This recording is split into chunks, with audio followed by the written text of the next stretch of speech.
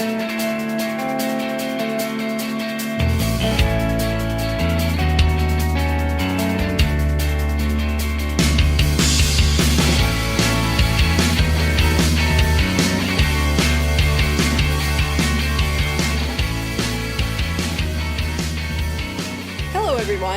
Welcome back to another episode of Decomposing with me, Daria Lawson. Today, I wanted to briefly step away from the music analysis. Well, not entirely, obviously, but a little more so than the other shows. Today, I thought it would be interesting to talk a little bit about how we use music and offer a personal story of music being functional. I think music is really a functional medium, rather than just pleasure, let's say, which is still technically a function, but you know what I mean. Both these ideas might be obvious, that music is most often recognized as something to enjoy, maybe even something passive, but it also seems obvious that music has so many different capabilities and effects on us. For example, I mentioned in previous shows that sometimes music can be used as, oddly enough, a one-sided relationship. We use music functionally to honestly act as a sort of therapy sometimes, right? Music can really be the person or thing, for lack of a better word, that we go to when we're not really sure someone else would understand, or even more so, not feeling comfortable to share something with others. It's really a safe space when we need it. On the opposite side, music can be a way to provide us with feelings or behaviors that maybe we didn't have originally. For example, I'm sure a lot of us can relate to being nervous about something or even excited about something, and using the right song to set the mood and act as a confidence builder, something to equalize emotions, and make you feel exactly what you need to feel to take on an upcoming event. Whether that be something serious, like a test or a job interview, or just being the background song to pump up your mood for an evening out. Music is certainly something functional when it comes to building relationships with other people. It can act as a shared interest in social situations, and even help you meet new people at live events. More specific types of music have proven to be functional in more scientific ways. For example, jazz and classical music are often used to help de-stress and relax. Listening to music you enjoy can actually help reduce pain that's both mental and physical. Music can actually help you boost performance in terms of staying fit and working out. You get the point, right? Music both scientifically and personally has a lot of functions, rather than just setting time aside for pleasure like various other media.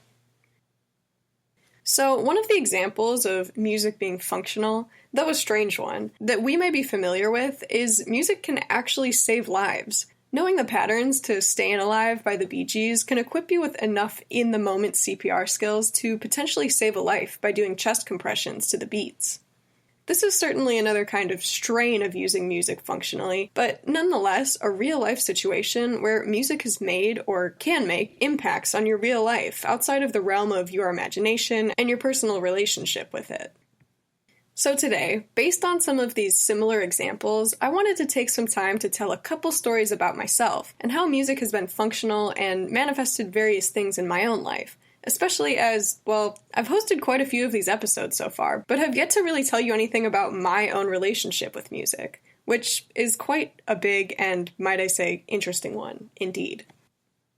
Music has acted functionally for me firstly in a way of bonding with other people, or meeting other people that I may not have otherwise had much in common with. For example, being interested in older 60s, 70s, and generally classic rock music has allowed me to easily relate to, have some common ground with, and create relationships with people who are generally of my elder. Sometimes it can be hard or uncommon for younger generations and older generations to have things in common with one another, or just to be able to connect and communicate. And in social gatherings or between family members, this shared musical interest has allowed me to be a lot closer with people whom I may not have had anything in common with originally. Not only this, but to have this age dynamic has helped me better understand a certain type of perspective in life and be interested in that position of an individual.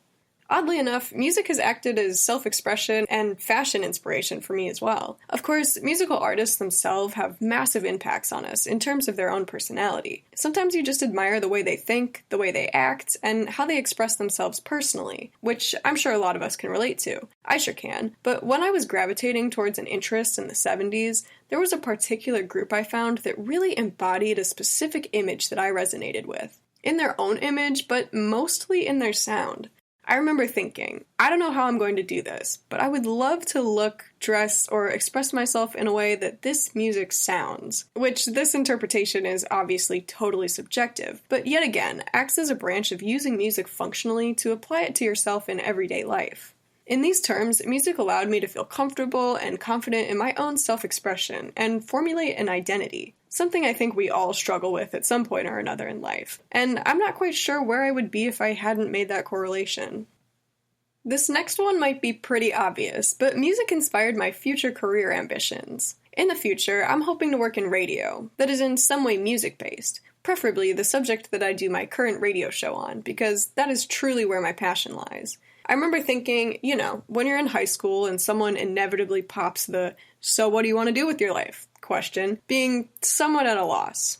I'm sure that's an extremely relatable instance. All I knew was, despite being able to play music on guitar and being interested in the process, I didn't think going down the performing line of work was exactly what I was shooting for, or at least as a main gig. So I'm thinking, well, what do I like? What could I possibly do where I'm surrounded by music day in and day out, and get to talk about it, analyze it, share the interest with other people? And I instantly realized, well, radio, right?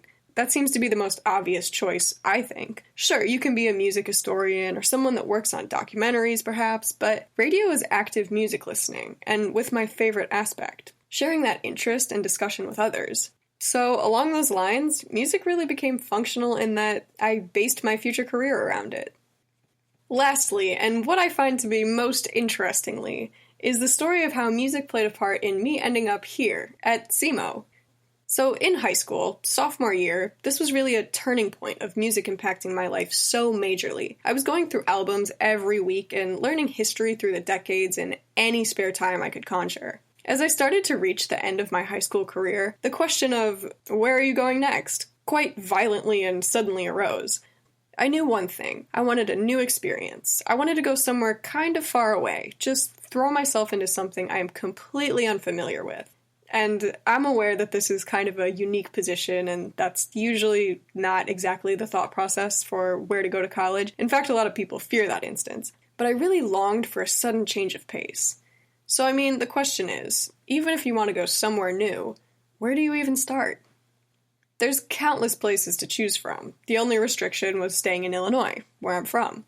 Junior year of high school, I started going through the Rolling Stones catalog, which, retrospectively, has become an everlasting musical influence and connection to me. And at a certain phase in their career, the Stones went really southern, really country-sounding roots in their music, in terms of instruments, tone, lyrics, and honestly, accent. Being an English band, I was thinking, firstly, what did they love so much about the South? What an interesting choice of location. As I listened to these later country-sounding songs, it started to make sense to me. The imagery and comfort of the songs and subject matters really made me curious. What they were describing seemed to be an extremely enjoyable place to be. And I know, as an English band, their view of the South was probably a somewhat vacational, romanticized view of the US, to a certain extent. And to base such a pivotal life decision on that kind of potentially false imagery would be, well, you could easily think that's nonsensical or illogical, and I would agree. I look back on it now and think it's a funny thought.